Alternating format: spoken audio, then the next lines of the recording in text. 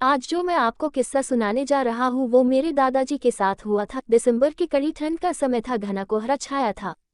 दादाजी शहर में क्लर्क थे। उस दिन सारे लोग जल्दी कार्यालय का सारा काम खत्म करके घर की तरफ निकल रहे थे। दादाजी उस समय के बड़े अधिकारियों में से एक थे। रोज की तरह ही उस दिन काम खत्म होने के बाद घर के लिए अपनी गाड़ी से रवाना होने लगे। रास्ते में उन्हें हाथ से कुछ सामान भी लेना था तो वे अपने साथियों से अलग हो गए। उन्होंने घर की कुछ जरूरत के सामान लिए और गाड़ी आगे बढ़ा दी। आगे जाने पर उन्हें कुछ मछली बाजार दिखा और वे मछली खरीदने के लिए रुक गए। ताज़ी मछलियां लेने और देखने में टाइम ज्यादा ही गुजर गया। उनकी जब अपनी घड़ी पर नजर गई तो उन्हें आभास हुआ कि आज तो घर जाने में बहुत देर हो जाएगी और ये सब लेकर घर पहुंचने में काफी समय लग जाएगा। फिर यही सब सोचकर उन्होंने सोचा कि क्यों ना जंगल के रास्ते से निकला जाए तो जल्दी पहुंच जाऊंगा। तो उन्होंने अपना रास्ता बदला और जंगल की तरफ अपनी गाड़ी को घुमा लिया। रात के 10 बज चुके थे। गाड़ी तेज रफ्तार से आगे बढ़ रही थी, तभी अचानक तेज ब्रेक के साथ गाड़ी को रोकना पड़ा। उनकी गाड़ी के आगे एक औरत जोर जोर से रो रही थी। उन्होंने सोचा इस वीराने में ये औरत क्या कर रही है। उन्हें लगा कि कोई मजदूर की पत्नी होगी जो नाराज होकर घर छोड़कर जंगल में भाग आई है। तो उन्होंने उससे पूछा कि यहाँ जंगल में तुम क्या कर रही हो, लेकिन उसने कोई जवाब न देकर और जोर जोर से रोने लगी। सारे जंगल में उसकी हूँ सी सिसकियां गूंज रही थी। फिर दादाजी ने पूछा तुम्हारा घर कहाँ है, लेकिन वो कुछ भी ना बोली।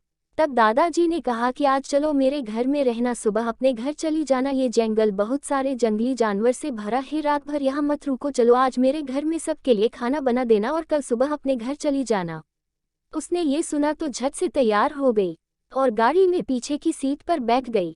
सिर में बड़ा सा घूंघट डालने की वजह से उसका चेहरा छिपा हुआ था। कुछ ही देर में गाड़ी घर के दरवाजे पे थी। घर के लोग कब से उनकी राह देख रहे थे। गाड़ी रुकते ही माँ ने पूछा आज तो बहुत देर हो गई और सारे लोग आ भी चुके हैं। तब उन्होंने सारी बातें अपनी माँ को बताई और कहा कि आज खाना इससे बनवा लो, कल सुबह ये अपने घर चली जाएगी। इतनी रात को बेचारी जंगल में कहाँ भटकती, इसलिए मैं ले आया। पर माँ को कुछ संदेह हो रहा था कि कहीं चोर तो नहीं है, रात को सोने के बाद या खाना बनाते समय कहीं घर के सामान ही चुरा कर न ले जाए। पर बेटे की बात को कैसे माना करती। उन्होंने उस औरत को कहा देखो आज तो मैं रख ले रही हूँ, लेकिन कल सुबह होते ही यहाँ से चली जाना और जाओ रसोई में ये सामान उठा कर ले जाओ और खाना बना दो। उसने फिर से जवाब नहीं दिया, बस हूँ की ध्वनि सी बाहर आई और वो सारा सामान लेकर माँ के पीछे दो चल दी।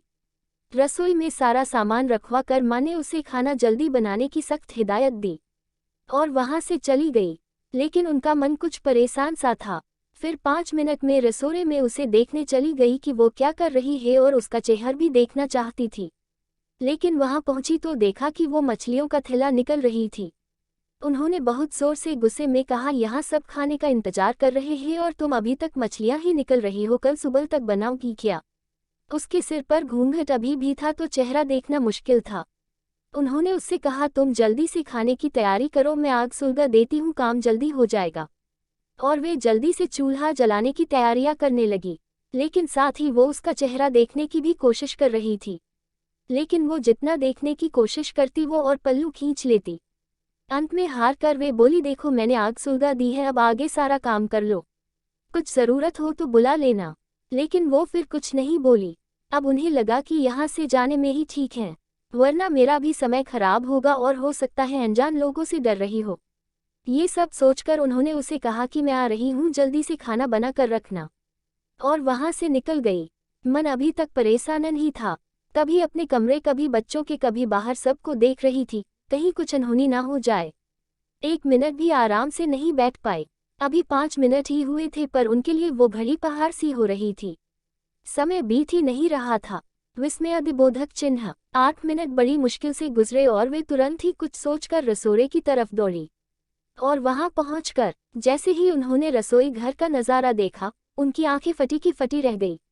उनके पैर बिल्कुल ही जम गए, ना उनसे आगे जाया जा रहा था ना ही पीछे। उनके हृदय की धड़कनें रुक रही थी। वो औरत रसोड़े में बैठकर सारी कच्ची मछलियां खा रही थी। सारे रसोड़े में मछलियां और खून बिखरा पड़ा था। उसके सिर से घूंघट भी उतरा पड़ा था।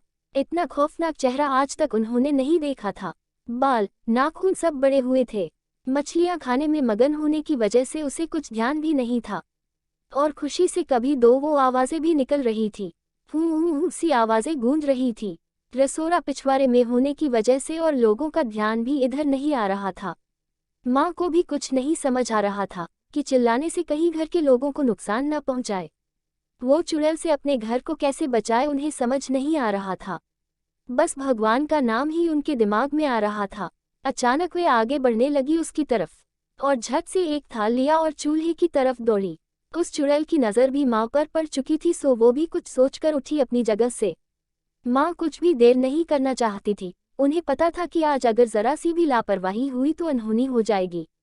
उस चुड़ैल के कुछ करने से पहले ही उन्हें चूल्हे तक पहुंचना था और चूल्हे के पास पहुंचकर उन्होंने जलता हुआ कोयला थाल में भर लिया और चुड़ैल की तरफ लेकर जोर से फेंका। आग की जलन की वजह से वो अजीब सी डरावनी आवाज़ें निकालने लगी।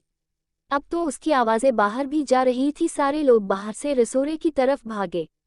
वो चुड़ैल जोर से हूँ की आवाज़ आई निकाल रही थी और पूरे रसोड़े में दौड़ रही थी और माँ को पकड़ना भी चाह रही थी। लेकिन अब सारे लग रसोड़े में आ चुके थे तो लोगों की भीड़ देखकर वो और भी डर गई थी। लोगों की भीड़ को ठेलती हुई वो बाहर जंगल की तरफ भागी और सारे लोग ये मंजर देखकर डरे साहमे से खड़े थे और मन ही मन माँ की हिम्मत की दाद दे रहे थे। तो ऐसे छूटा चुड़ैल से पीछा। समा